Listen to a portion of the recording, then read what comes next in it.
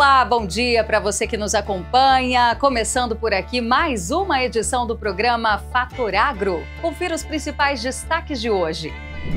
Produção de açaí abastece demanda na China. Parlamento Europeu irá votar o adiamento da lei antidesmatamento. Atraso de chuvas em Mato Grosso pode afetar o início do plantio de soja. E os restaurantes especializados em churrasco brasileiro que fazem o maior sucesso em outros países. Tudo isso e muito mais a partir de agora no Fator Agro, que já está no ar. Fator Agro tem o apoio à ProSoja Mato Grosso. Juntos na lida e na vida.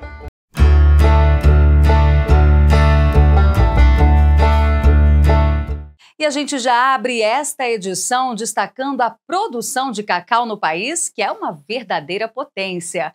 E olha, o nosso chocolate está fazendo bonito lá fora, ganhando importantes prêmios. Veja na reportagem de Alan Pitts. A produção de chocolates em 2023 foi de 805 mil toneladas, o que representa um aumento de 6% em relação a 2022. Houve também crescimento no consumo per capita, de 3,6 quilos para 3,9 quilos. E é difícil encontrar quem não goste do nosso chocolate, ainda mais quando o produto brasileiro é tão especial que começa a conquistar diversos prêmios no exterior. Vamos dizer, colecionando, digamos assim, vários prêmios, né? A gente fala isso com muito orgulho, a gente foi a primeira marca brasileira a ter produtos, chocolates, né? Premiados internacionalmente e foram várias premiações, mas eu acho que as mais relevantes são a International Chocolate Awards, que é a principal ação para chocolates de alta qualidade.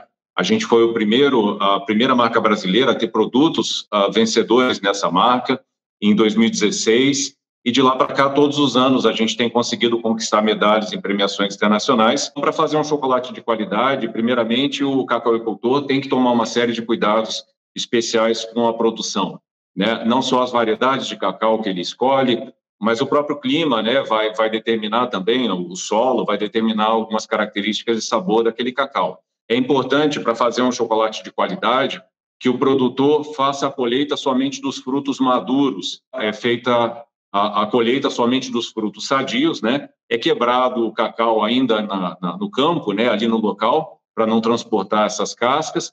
E o chamado cacau mole, que é as amêndoas de cacau recobertas por aquela mucilagem branca, eles vão ser levados para a casa de fermentação, onde em caixas de fermentação, ou dornas, ou coxo, cada região chama de uma maneira, vai ser colocada uma quantidade de cacau que vai fermentar ao longo de alguns dias. Ele está pronto a fermentação e ele vai ser levado para secagem.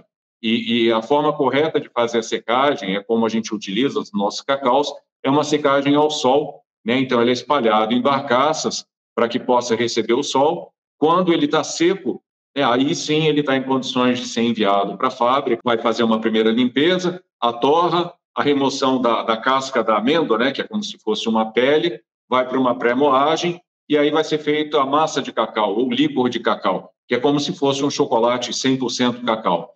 Aí ele vai ser misturado com os outros ingredientes, né, com açúcar, com uma quantidade pequena adicional de manteiga de cacau para dar mais fluidez, e a baunilha, e também, se for um chocolate ao leite, o leite em pó, e ele vai para um processo chamado conchagem, que esses ingredientes vão ficar em movimento, né, delicado, passa por um túnel de resfriamento para que ele cristalize rapidamente, e aí está pronto, um tablete ou um bombom, ou seja o que for, para ser embalado e poder ser remetido para os pontos de venda. Hoje nós temos muito claramente o cacau Scavina, que é um cacau que é comercializado também pela Nugali, e que tem notas frutadas intensas, né? É muito prazeroso, né? Mas temos também cacaus Pará, Parazinho Maranhão, que são notas mais de cacau. Temos também um cacau branco, que é o chamado catongo, né? Que tem notas amendoadas. E nesse universo você tem eu tenho, por exemplo, um material chamado FL89. FL por fazenda é a sigla da Fazenda Leolinda, número 89.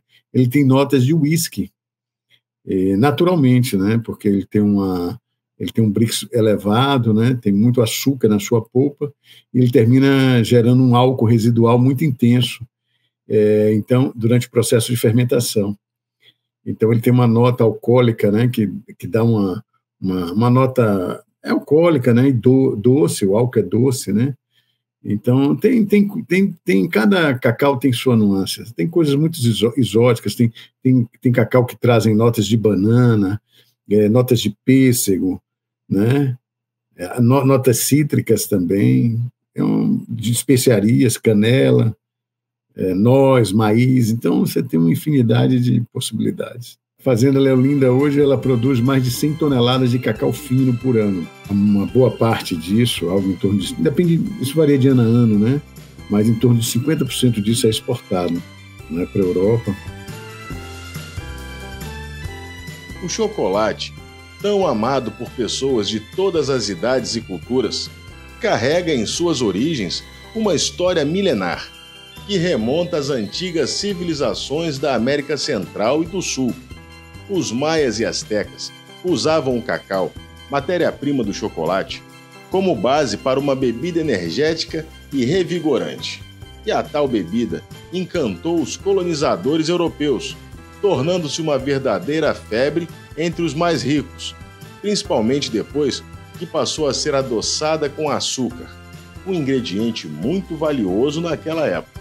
No século XIX, a partir da invenção do chocolate sólido, o produto caiu de vez no gosto popular. Hoje em dia, o Brasil tem até franquias de chocolaterias. Estamos aqui em uma das lojas da Cacau Show, empresa brasileira fundada em 1988 por Alexandre Tadeu da Costa, na época um jovem de apenas 17 anos, com $500 no bolso e um único funcionário. O investimento deu tão certo que a Cacau Show se transformou na maior franqueadora de chocolates do Brasil, com 4.000 lojas e lucro estimado em 6,4 bilhões para o ano de 2024. Uma das grandes vantagens da Cacau Show é ter tornado o chocolate mais democrático, por um valor acessível, mas um produto de altíssima qualidade. Por exemplo, agora mesmo, comprei aqui várias trufas de maçã do amor, milkshake, morango, petit gâteau, por um preço que não vai doer tanto assim no meu bolso. Vamos ver aqui. Minha comprinha feita. Agora é só apreciar esse maravilhoso chocolate nacional. A Cacau Show também é uma produtora, uma empresa que trabalha na fazenda, que tem na produção do cacau parte da nossa história, né? E nesse processo não só de verticalização da produção do cacau, mas também num olhar para a qualidade, para a forma de plantar, para a produtividade, para um uso mais consciente, cada vez mais consciente, e com uma distribuição de renda entre todos os stakeholders nessa cadeia, né? Entre os produtores, as famílias que estão na fazenda, até a própria indústria, chegando até o consumidor. A Cacau Show vai produzir esse ano alguma coisa perto de 37.000 toneladas de chocolate, ou seja, 37 milhões de quilos de chocolate. A nossa produção ela está muito voltada para chocolate ao leite, em sua grande maioria, né? Então, nossa linha La Creme é a linha com a maior representatividade em volume, depois as trufas, né? E daí, claro, tem outros ingredientes aí que fazem a composição dos produtos. A gente trabalha fortemente a história dos sabores. A gente busca, por todo o mundo, sabores que estão em alta ou com tendência de crescimento. Então, no Brasil, mais recentemente, por exemplo, a gente trabalhou e está trabalhando com a história do pistache, que até então era um produto que a gente sempre acreditou, sempre existiu na linha, mas que a gente cogitou tirar de linha e, de repente, a gente retrabalhou esse mix, esse portfólio, e lançamos um ovo de Páscoa, que daí caiu na graça do consumidor e que virou uma tendência.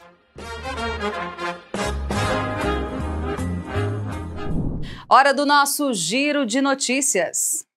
O Parlamento Europeu irá votar o adiamento da lei antidesmatamento. A Comissão Europeia propôs um adiamento pelo período de 1 ano da implementação da controversa lei, que é alvo de questionamentos de importantes aliados comerciais como o Brasil. A legislação que veta na União Europeia a importação de produtos que gerem desmatamento deveria entrar em vigor em dezembro deste ano, mas os prazos e as vigências do projeto provocaram graves questionamentos. Em setembro, o Brasil apresentou formalmente ao Comissário Europeu de Agricultura, Janusz Wojciechowski, um pedido de adiamento da vigência da lei, iniciativa que foi respaldada pela Alemanha, motor econômico da União Europeia. A proposta de adiamento para 30 de dezembro de 2025 será analisada pelo Parlamento e pelo Conselho Europeu. As chuvas intensas ocorridas em diversas regiões do Rio Grande do Sul no final de setembro interromperam a semeadura de arroz e aumentaram a preocupação quanto a novos impactos sobre a safra em andamento. A avaliação é do CEPEA, o Centro de Estudos Avançados em Economia Aplicada. Analistas afirmam que o clima adverso também dificultou o carregamento do cereal e o cumprimento de alguns contratos. Compradores com necessidade de renovar estoques tiveram de elevar os valores de suas ofertas para atrair vendedores.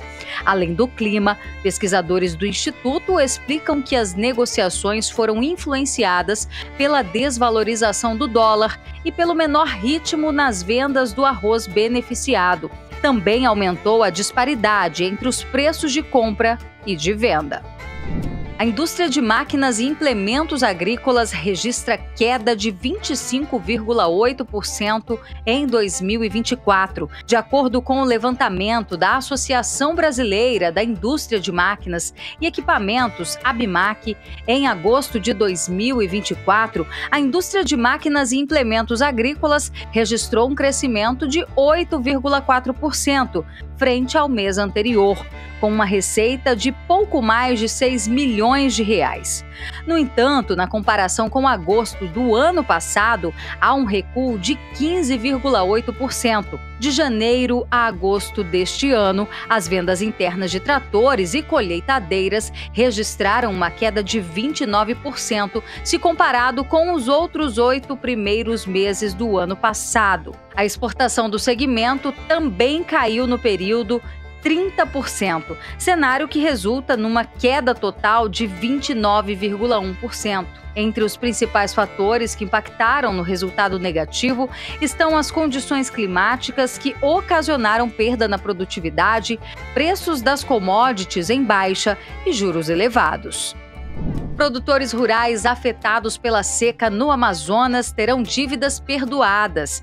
A iniciativa foi do governador do estado, Wilson Lima, e apresentada durante a reunião do Comitê de Enfrentamento à Estiagem e Eventos Climáticos e Ambientais. A medida busca amenizar os impactos da seca severa no estado. A proposta prevê a concessão de remissão total de dívidas para produtores rurais, com exceção de atividades de extrativismo e agroindústrias, que tenham financiamentos concedidos entre 1º de janeiro de 2023 e a promulgação da lei, desde que estejam em dia com suas obrigações junto à AFEAM, até 30 de junho. A proposta também abrange financiados dos setores de indústria, comércio e serviços, que poderão renegociar suas dívidas independentemente da data de contratação, desde que não estejam em cobrança judicial. A previsão é que sejam renegociados em torno de 10 milhões de reais. E o presidente da Frente Parlamentar da Agropecuária, o deputado federal Pedro Lupion, demonstrou preocupação com relação ao decreto editado pelo governo federal que amplia as punições para quem provocar queimadas. Lupion disse que a medida é nefasta por punir produtores inocentes. O decreto 12.189/2024 é extremamente preocupante. Nós da FPA estamos com os olhos extremamente atentos em relação a esse decreto, porque ele é muito nefasto. Ele, obviamente, cumpre a sua função de punir aquele criminoso que incendiou e que foi irresponsável com o ambiente, que efetivamente tem que ser punido por ter causado incêndios tão grandes no país e tão importantes, mas o que nos preocupa demais é que o produtor, alheio à sua vontade, que teve a sua propriedade incendiada, também é punido. Ele tem que provar que não foi ele que tacou fogo. Ele tem que provar que não foi ele que danou o ambiente.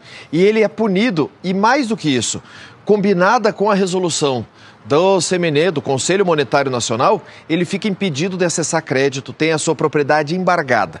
É algo extremamente grave que nós não aceitamos de maneira nenhuma. É óbvio que a proteção ambiental, a responsabilização daqueles que são efetivamente causadores de incêndios criminosos no país, isso a gente tem que perseguir sempre. Agora, o produtor, que não tem nada a ver com esse incêndio, que teve a sua área afetada, teve sua área queimada, teve prejuízo financeiro, prejuízo econômico e prejuízo ambiental na sua propriedade, esse não pode ser punido de maneira alguma. Muito menos com um embargo na sua área, sem poder acessar crédito, sem poder cumprir as exigências para conseguir buscar recursos para fomentar sua produção seguinte. Então a gente está muito preocupado, nós estamos de olho nesse decreto e nós vamos buscar todas as alternativas possíveis para que ele não seja danoso ao produtor rural sério, responsável e que faz tão bem para o país. E um outro assunto agora, olha, em São Paulo, o enoturismo acaba de ganhar um impulso com o programa Rotas do Vinho. A iniciativa que reúne 66 vinícolas que oferecem experiências além da produção de vinho. E quem tem todos os detalhes é o Roberto de Lucena, secretário de Turismo de São Paulo, que já está conosco aqui para conversar com a gente. Bom dia, Roberto. Muito bom dia, Berenice, bom dia, amigos do programa Fator Agro. É uma satisfação enorme estar conversando com vocês e o nosso assunto hoje aqui são as rotas do vinho de São Paulo. O governador Tarcísio de Freitas recentemente lançou este programa chamado Rotas do Vinho de São Paulo, com o objetivo de desenvolver, de estimular essa cadeia importante que é a cadeia do vinho no nosso estado. São hoje mais de 260 vinícolas no estado de São Paulo e dentre essas vinícolas de extraordinária qualidade, produzindo vinhos que são reconhecidos e premiados internacionalmente. Essa proposta desenhada, o programa Rotas do Vinho de São Paulo, ele compreende 55 vinícolas em 5 rotas, mais 11 vinícolas que nós tratamos como enodestinos. O objetivo é de fortalecer a cadeia, promover o vinho como um dos produtos mais emblemáticos do estado de São Paulo, em franca ascensão, em franco desenvolvimento. E este programa é um módulo de um programa maior que o governador Tarcísio de Freitas deverá entregar nestes próximos meses, que é o nosso programa de desenvolvimento do turismo rural do estado de São Paulo. Sem dúvida, essa entrega feita ajuda muito a fortalecer o setor.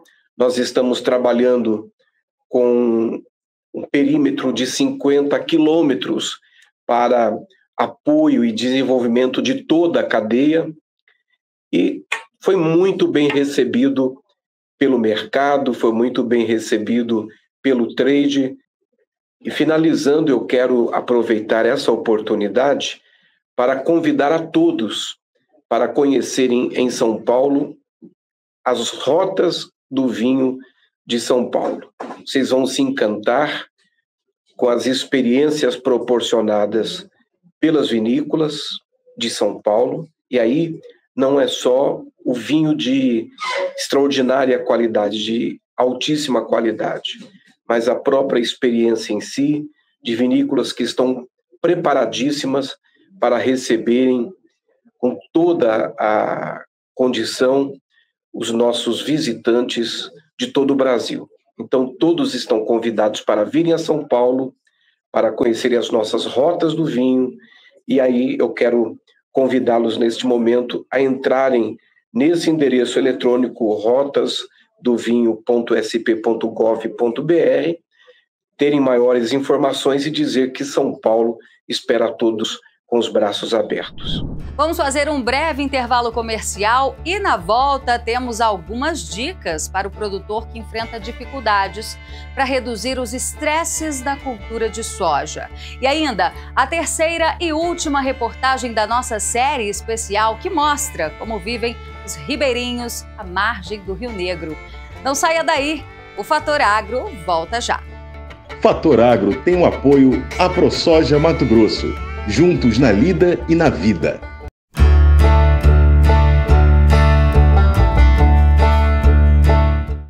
Fator Agro tem o apoio à ProSoja Mato Grosso. Juntos na lida e na vida.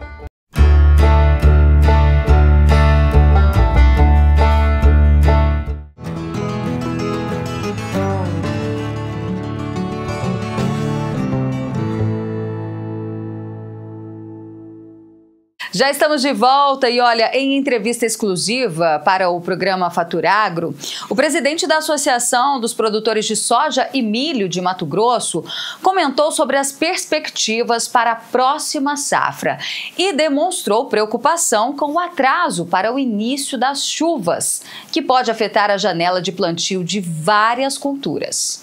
Então, Berenice, a gente recebe sempre as previsões do tempo. Claro que previsão, já tem o nome previsão, não é certeza de tempo, então tudo pode alternar.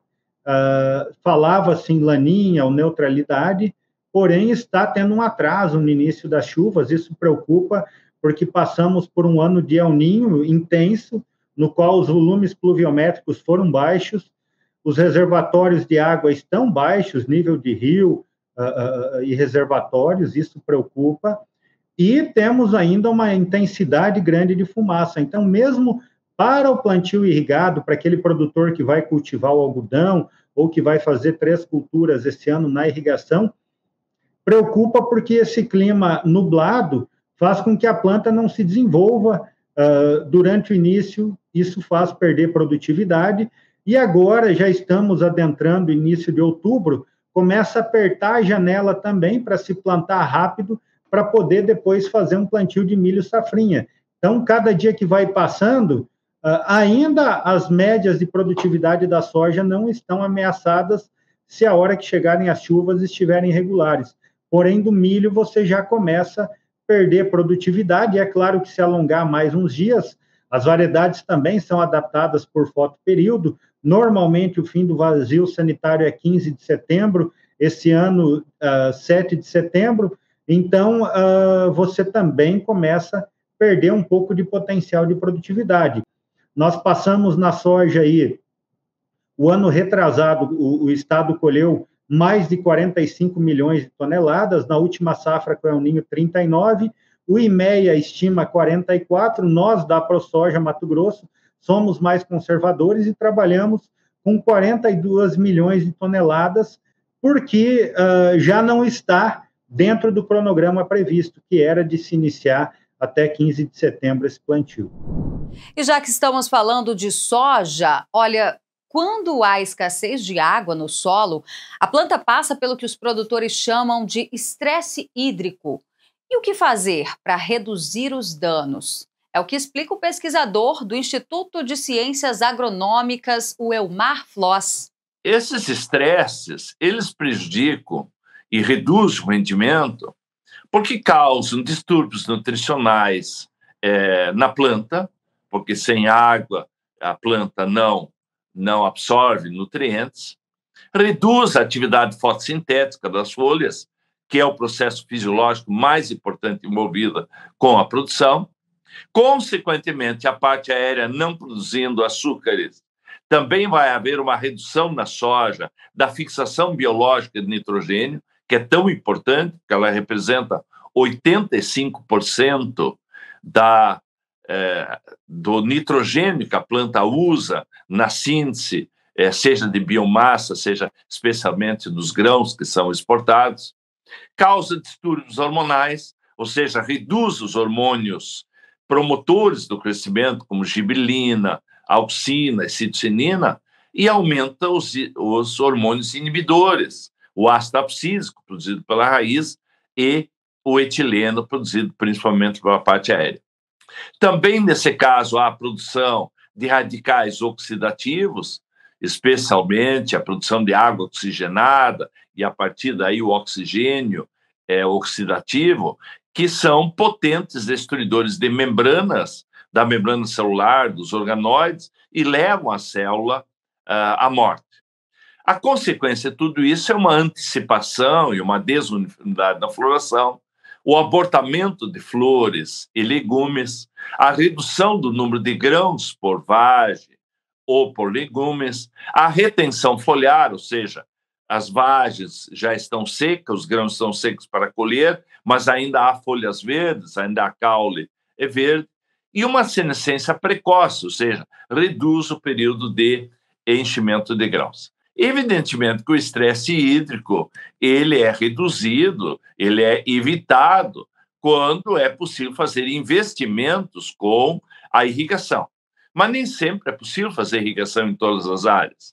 Mas para esses curtos períodos de estresse, ou os estresses pontuais, como é a aplicação de herbicidas que causam fitotoxidez, ou da aplicação de fungicidas, especialmente os triazóis, que são potentes, que têm um potencial de causador de fitotoxicidade, temos que usar outros métodos. E um deles começa pelo uso de semente de vigor, para que a semente, a plântula, ela se desenvolva realmente com alta capacidade de formação de raiz, e onde é possível a diversificação de culturas e épocas de semeadura, para que nem todas as plantas estejam no mesmo estágio de desenvolvimento e, com isso, sofrendo com esse estresse. A qualidade da semeadura, evitar de plantar no pó, que é aquele emocional, ou seja, o período de semeadura já iniciou, e aí o agricultor esquece do racional e faz o emocional, ou seja, implanta a semente na pior condição possível, que é um solo seco, utilizados com a medida de prevenir já esses pequenos veranicos e as suas consequências no estresse de planta.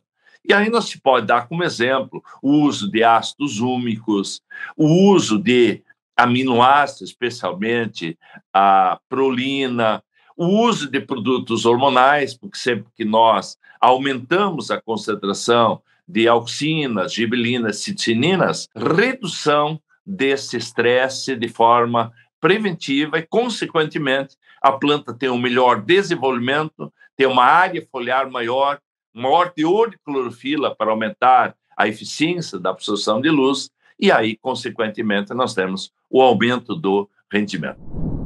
Muito bem, hora de fazer mais um giro de notícias. Uma operação coordenada pelo Ministério da Agricultura e Pecuária, MAPA, em conjunto com a Polícia Militar e a Polícia Civil do Paraná, resultou no dia 27 de setembro na apreensão de mais de 10 mil litros de vinho falsificado, em Campina Grande do Sul, na região metropolitana de Curitiba. A ação identificou aproximadamente 800 caixas de produto adulterado, evidenciando sérios riscos à saúde pública e ao mercado nacional de bebidas. A apreensão aconteceu após investigações que apontavam a distribuição irregular de vinhos, sem a devida certificação e controle de qualidade. A aguardada visita do presidente chinês Xi Jinping ao Brasil em novembro promete gerar novas oportunidades de mercado para o agronegócio brasileiro. Entre as prioridades nas negociações estão a autorização para exportação de produtos como carne bovina com osso, miúdos bovinos e farelo de amendoim. Esses itens são vistos como estratégicos para diversificar o portfólio de exportação e atender à crescente demanda do mercado chinês. As autoridades brasileiras acreditam que a diversificação dos produtos exportados ajudará a reduzir a dependência de commodities, como soja e minério de ferro, setores que hoje dominam as transações comerciais entre os dois países. E as exportações do agronegócio de Minas Gerais atingiram patamares inéditos, de acordo com os dados de janeiro e agosto deste ano. o Estado registrou um crescimento de 15% na receita e 14% no volume exportado, em comparação ao mesmo período do ano passado, consolidando o melhor desempenho desde o início da série histórica, em 1997. As cifras impressionam. Foram 11,1 bilhões de dólares gerados pelas exportações, com 12,4 milhões de toneladas de produtos agropecuários embarcados para 165 destinos ao redor do mundo. O café, tradicional carro-chefe das exportações mineiras, mais uma vez teve destaque, mas produtos como milho, soja e carnes também contribuíram significativamente para o resultado expressivo. Um estudo inovador, conduzido pela Universidade Estadual de Maringá, UEM, no Paraná, está explorando o uso da cinza de bagaço de cana-de-açúcar como uma alternativa sustentável para aprimorar as misturas asfálticas. O experimento, que ocorreu em um trecho da rodovia BR-158, entre Campo Mourão e Maringá, substituiu parcialmente o pó de pedra, material comum nas composições de asfalto, pela cinza do bagaço. Os resultados preliminares são muito animadores. A substituição não só melhorou o desempenho mecânico do asfalto, garantindo maior durabilidade e resistência, como também trouxe benefícios econômicos, ao reduzir o uso de agregados minerais, que são materiais mais caros. Além disso, a utilização desse resíduo agroindustrial contribui para a diminuição de resíduos sólidos, oferecendo uma solução ecológica para o descarte do bagaço da cana-de-açúcar.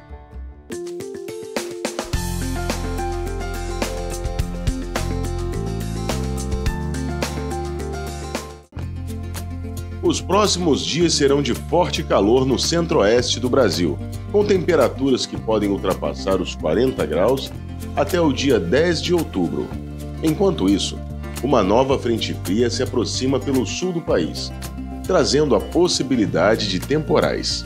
Na região norte, são esperadas pancadas de chuva, especialmente em estados como Rondônia e no sul do Amazonas. No nordeste, o cenário é de tempo seco e quente. A região continua sob a influência de uma massa de ar quente, que mantém as temperaturas elevadas, sem previsão de chuvas significativas. Em Mato Grosso, Rondônia, Tocantins, interior da Bahia e Minas Gerais, as chuvas volumosas devem atingir até 40 milímetros. Em Manaus, semana de céu nublado, com possibilidade de garoa e chuvas. As temperaturas variam entre 22 e 33 graus. É hora de conferir a última reportagem da nossa série especial, que foi conhecer um pouco mais da história de quem mora no interior do Amazonas e faz parte de um projeto de turismo e na volta já viu aí nas imagens, né? Essa é para te deixar com água na boca, em mais uma reportagem da série Do Campo à Mesa. Então fica por aí e já já estamos de volta. Fator Agro tem o apoio AproSoja Mato Grosso, juntos na lida e na vida.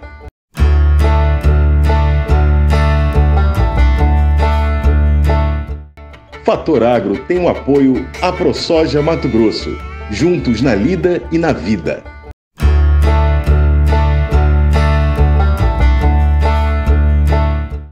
Já estamos de volta e olha, não é só o brasileiro que gosta de um bom churrasco.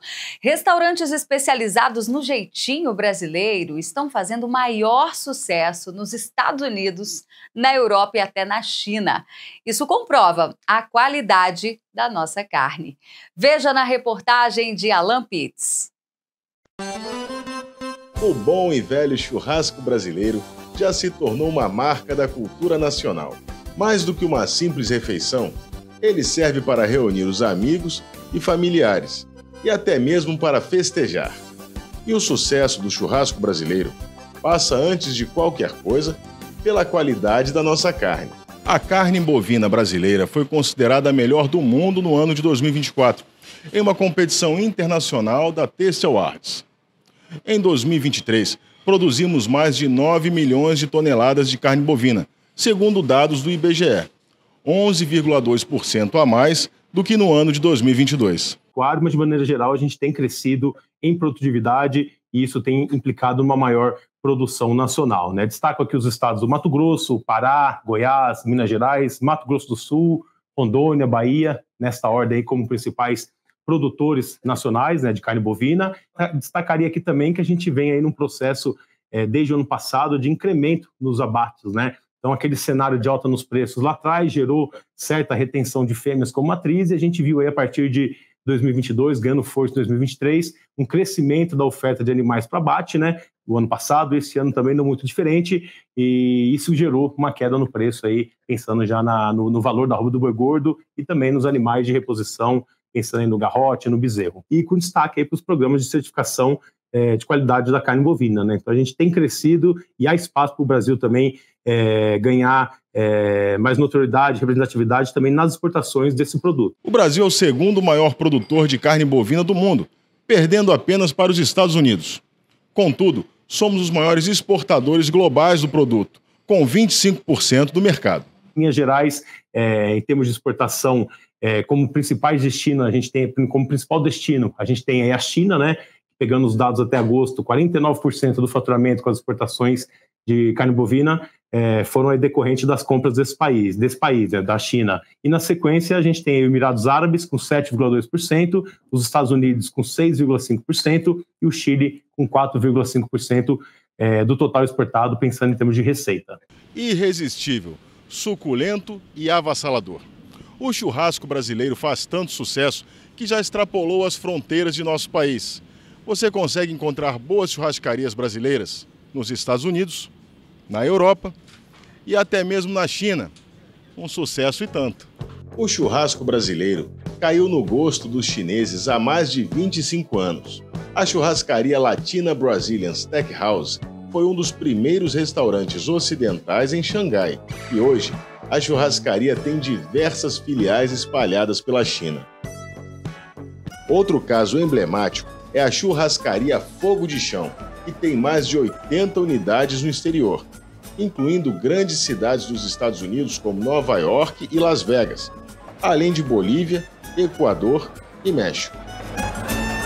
Aqui no Brasil nós temos 8 lojas, vamos inaugurar a 9ª loja no início do ano que vem, mas há bastante tempo, aí, há 25 anos, a empresa se tornou uma empresa com operação nos Estados Unidos e depois foi comprada por fundos nos Estados Unidos. Hoje a dona da Fogo de Chão é a Bain Capital, que é um fundo que fica em Boston, nos Estados Unidos, e a empresa se desenvolveu muito por lá. Hoje nós temos mais de 70 lojas nos Estados Unidos, inauguramos a loja de número 72 semana passada.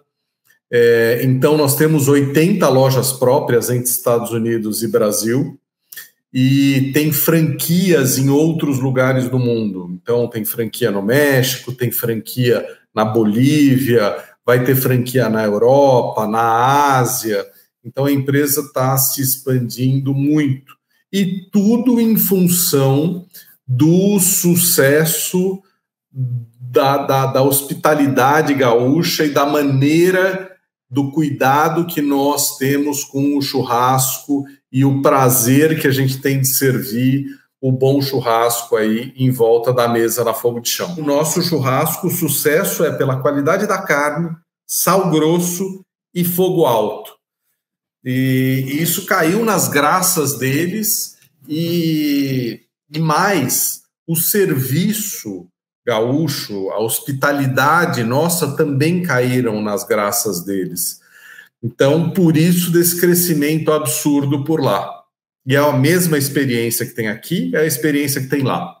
O meu corte preferido é a fraldinha, que é um corte que tem um sabor específico. Então, eu tenho pessoas da minha família ou pessoas da minha equipe que o predileto é a picanha, que o predileto é o ancho, é o chorizo, é a alcatra, é a maminha.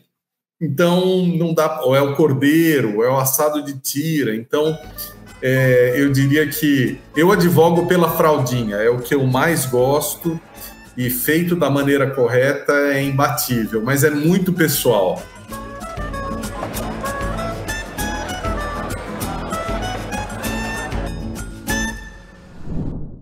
O açaí produzido no Brasil também está ganhando o mundo. A China é um desses países que já está importando o fruto amazônico. E quem tem mais detalhes é o secretário executivo da Câmara Brasil-China, o Kevin Tavares, que também já está aqui conosco. Bom dia, Kevin. Conta tudo pra gente. Bom dia, Berenice, e a todos que nos assistem. Tudo bem? Olha, há um belo tempo, em meados de junho, associamos uma empresa amazônica do setor de açaí, no qual possuem 2 plantas, uma em Manaus e uma em João Pessoa, com o interesse de abrir mercado à China, né? E desde então, após a associação, realizamos toda a certificação necessária à alfândega chinesa, toda a habilitação de produtor e exportador. Agora estamos abrangindo e realizando a distribuição de sua marca. Na China é um novo começo, apesar de que já possuem uma franquia de açaí, no qual também está começando agora. Então, é um mercado que tem uma grande tendência a ser explorado, não só pelo brasileiro, mas pelo chinês. O açaí, no paladar chinês, ele tende a ser algo mais proveitoso do que o sorvete comum. Por quê? Porque possui menos açúcar. E o menos açúcar e o sabor sólido do açaí agrega bastante. Então, diante deste projeto, o que estamos a fazer? Possuímos conexões em rede de hotéis, redes como 7-Eleven na China, no qual estão abrangindo a aceitação dessa marca. E diante disto, creio que em menos de 1-2 anos, vamos obter um grande resultado sobre. Nosso associado, nosso cliente, ele possui 5 sabores diferentes. Dos 5 são banana, morango e açaí concentrado e o zero. O que mais foi aceito diante do nosso atual cliente foi o zero e o concentrado. Então, como eu havia dito, o paladar chinês tende a escolher o produto que tem menos açúcar. Atualmente, estamos fazendo a distribuição na província de Guiyang. Guiyang fica em torno de 3 horas de avião de Xangai. Estamos estudando a possibilidade de realizar a exportação da polpa e a fabricação do creme de açaí dentro da província. E diante disto, vamos abranger subprodutos, ou seja, creme de açaí, perfume de açaí, balas de produtos amazônicos, né? Não só açaí, mas também cupuaçu. Então, é um mercado novo, né? Que tem a sua tradicionalidade do norte do Brasil e que, por fim, iniciará no mercado chinês. Olha, em questão do preço, porque desde o começo o interesse do nosso associado é ter um valor de lucro agregado maior. Então, para ele, compensa ele vender a 10% a 15% maior ao mercado chinês e, mesmo assim, vai sair um valor atrativo. Atualmente, estamos exportando em torno de 100 toneladas de creme de açaí mensalmente. Então, de fato, não estamos começando com preços exorbitantes. Estamos fazendo uma balança, algo que seja bom para o exportador e também para o cliente final. Hora de conferir o que acontece no país na nossa agenda de eventos. Na Agenda Agro dessa semana, destaque para a 98ª Expofeira da Associação Rural de Pelotas, no Rio Grande do Sul, de 7 a 10 de outubro. O evento conta com 2 seminários técnicos, um voltado para o turismo rural e outro de inspeção de produtos de origem animal. A feira reúne ainda produtores de mel, doce de leite, embutidos e queijos. E a 34ª Feira de Informações em Agropecuária e Conhecimentos Gerais acontece em Pernambuco. Em comemoração aos 40 anos do evento, o tema escolhido foi Mudanças Climáticas, um desafio para os setores agropecuário, alimentício e administrativo. A feira conta com palestras, minicursos, e a apresentação de trabalhos, estimulando o debate. O E-Agro será realizado de 7 a 9 de outubro, em Salvador, Bahia. O evento é voltado para a inovação, tecnologia, agropecuária e geração de negócios, reunindo os maiores especialistas do Brasil.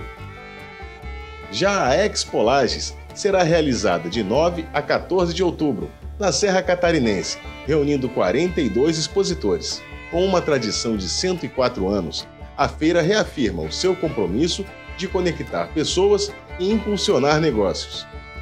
E a 25ª FAIC Rodeio Show acontece de 9 a 13 de outubro, no Parque de Exposições Isidoro Aquile Costa, no município de Cerqueira César, interior de São Paulo. O evento terá parque de diversões, praça de alimentação, rodeios e grandes shows, tudo com entrada franca. Muito bem! O programa de hoje está terminando, mas na semana que vem estamos de volta.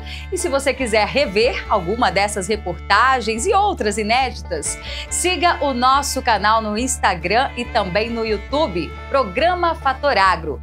Semana que vem estamos de volta trazendo as principais notícias do setor que mais movimenta a economia do país. Uma ótima semana para você!